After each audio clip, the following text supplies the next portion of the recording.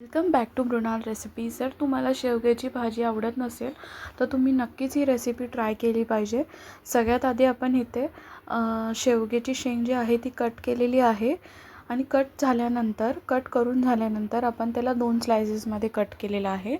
2 partition केलेले आहेत त्याचे. त्यानंतर आपण एका साईडला पाणी गरम करायला ठेवायचं आहे. त्यामध्ये चवीनुसार मीठ ॲड करून घ्यायचं आहे. थोडंसं मीठ ॲड करा, कारण आपण जी स्टफिंग लावणार आहे किंवा जो मसाला कोटिंग करणार आहे त्यातसुद्धा मीठ आहे आणि चटणीमध्ये सुद्धा मीठ आहे. सो त्याच्यामध्ये कमी मीठ ॲड करा. मग इथे 2 ते 3 चमचे तोपर्यंत आपण स्टफिंग करून घ्यायची आहे. त्यासाठी इथे 2 ते 3 चमचे आपण घेतलेला आहे घाटी मसाला. त्यामध्ये आपण ॲड करणार आहोत हळद ॲड करायची आहे. मी इथे 3 चमचे जो चमचा मी यूज केलेला आहे तो 3 चमचे ॲड केलेला आहे. त्यानंतर इथे मी धना पावडर ॲड केलेली आहे आणि मग जिरा पावडर ॲड केलेली आहे. त्यानंतर चवीनुसार मीठ ॲड करून घ्यायचं आहे आणि मग त्यानंतर आपण त्याच्यावरती लिंबाचा रस आहे तो थोडासा ॲड करून घ्यायचा आहे. तुम्ही थोड्या क्वांटिटीमध्ये यूज करू शकता किंवा तुम्हाला जर चिंचेचं पाणी ॲड करायचं असेल तर तुम्ही चिंचेचं पाणीसुद्धा ॲड करू शकता, एक टँगी फ्लेवर येण्यासाठी.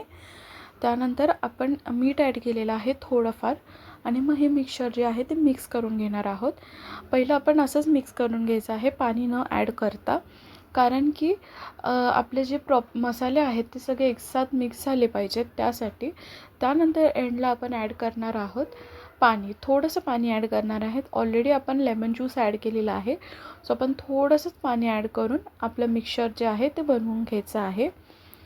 आणि तुम्ही बघू शकता कन्सिस्टन्सी एकदम लिक्विड अशी ठेवायची नाही आहे.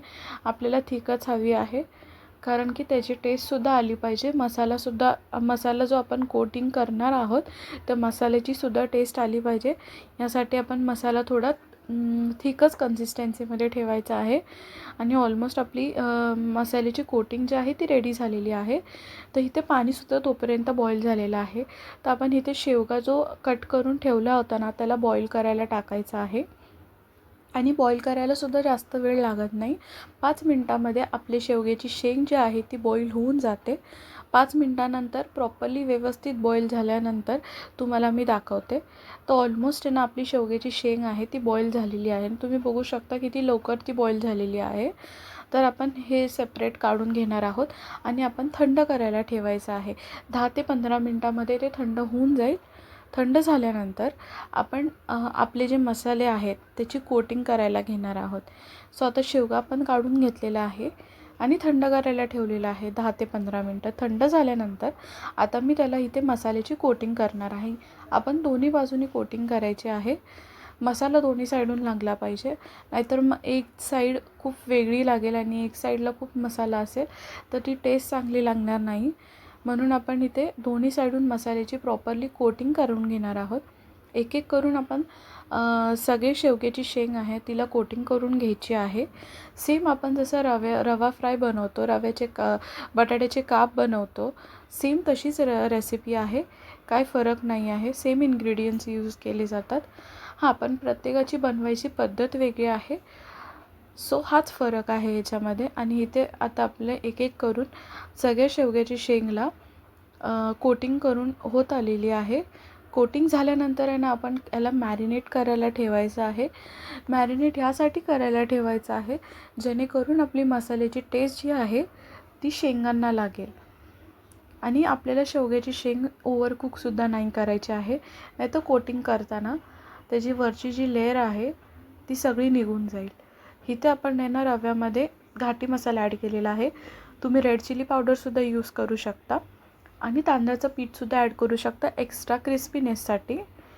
त्यानंतर आपण ह्याला मिक्स करून घेणार आहे, कारण की आपला जो मसाला आहे तो रव्यामध्ये मिक्स झाला पाहिजे. त्यासाठी तुम्हाला थोडंफार मीठ ॲड करायचं असेल, वरची कोटिंगसुद्धा थोडा टेस्टी लागावी यासाठी, तर तुम्ही वरून थोडंसं त्यामध्ये मीठसुद्धा ॲड करू शकता. तर इथे मिक्स करून झालेलं आहे आणि एक एक करून आपली शेवग्याची जी शेंग आहे तिला आपण रव्यामध्ये प्रॉपरली कोटिंग करून घेणार आहोत. आता या रेसिपीचे सर्व इन्ग्रेडियंट्स मी इथं मेन्शन केलेले नाही आहेत व्हिडिओमध्ये.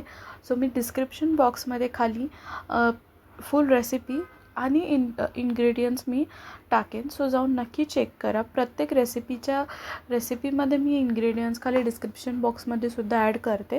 सो तुम्हाला कधी काय रेसिपीमध्ये डाऊट्स असतील तर तुम्ही तिथे जाऊनसुद्धा चेक करू शकता. आणि मी बटाटा रवा फ्राय बनवलेली त्याचीसुद्धा रेसिपी जाऊन चेक करा, तीसुद्धा तुम्हाला नक्की आवडेल. तर इथे आपली सगळी कोटिंग करून झालेली आहे शेवगा.